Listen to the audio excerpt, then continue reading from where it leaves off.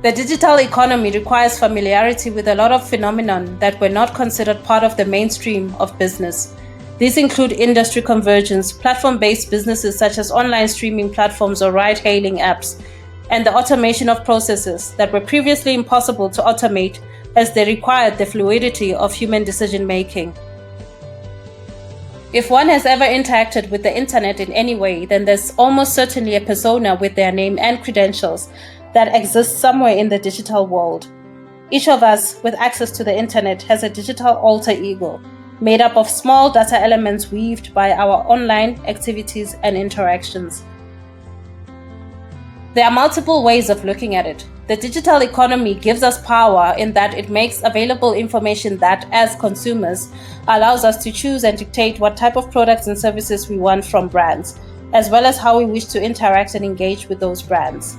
We are able to dictate the experience we want when consuming those products and services on an individual needs basis, as opposed to as a group, as was previously the case. As economically active entities, however, there are a lot more implications for the corporation, the small enterprise, the freelancer, and the employee. We're all affected in some way or another. It's a very thin line between leveraging multiple opportunities and thriving versus an obsolete existence where the substance of an individual or entity within an economic context is no longer relevant or can no longer provide any tangible or worthwhile value to anything or anyone.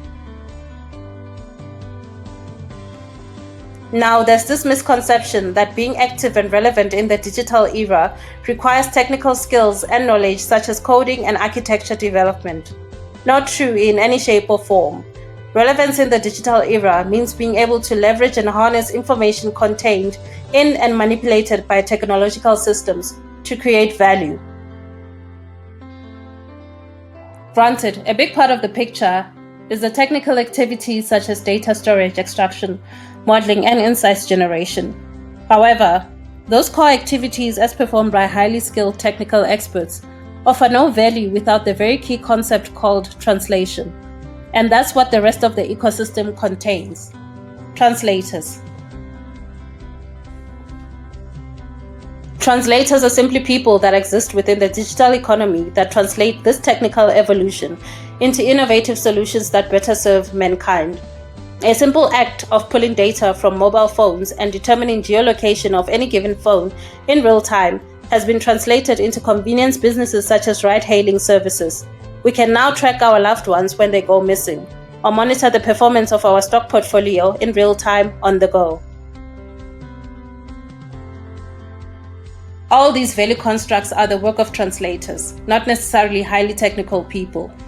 If you are able to follow the data, conceptualize it, and use that concept to build a value construct that somehow serves society, then you're in the money. Relevance in the fourth industrial revolution is attainable if you're willing to put in the work, and we're here to help you.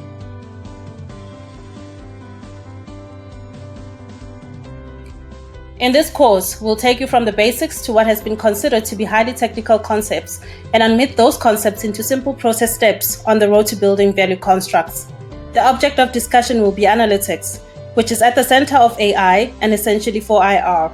We'll work our way from identifying and following the data, architecting value constructs, and then, most importantly, executing on the value constructs. This is the outline of the course. Digital copies of chapters 1 to 3 are already available on Quinua, our online learning platform. Right, so let's get into it.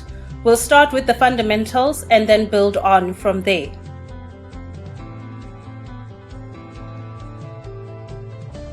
Meet Sipho. Sipho is our consumer in this context, and we'll use him as our person as well as our persona throughout the course to bring the concepts to life. Sipho's persona is made up of the various online interactions, engagements, and activities that he has undertaken on various digital platforms. Let's assume for argument's sake that Sipho has already consented to the access of his more sensitive data, such as bank statements, for our learning purposes.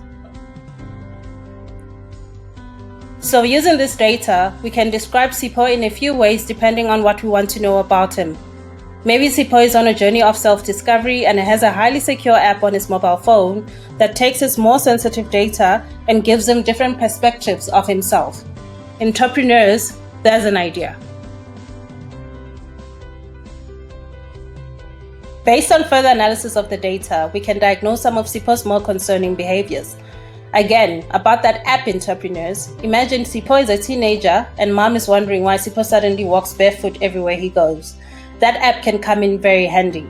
Pull some data on Sipho's phone from the in-house Wi-Fi and see what's going on with him. There's a free value construct for you. You're welcome. Let's move on. So now, based on what we've been able to describe about Sipho, as well as digging into why he does certain unconventional things, we can then start to predict certain things about him. What he's likely to do next and how he's likely to behave under certain contexts. Again, entrepreneurs, I'm talking to you. Anyone knows, whether courting a new prospect or having been married to someone for 40 years or so, how complicated romantic relationships can be. Imagine how much more easier it would be if people could predict certain things about their partners before they happen. I mean, if you already know someone's sense, smells, and can even attribute a fart noise to them in a room full of people, then privacy already left the room a long time ago and shouldn't be an issue. Lastly, with a bit more data and analysis, we can prescribe what Sipho should be doing under different contexts depending on the desired outcome.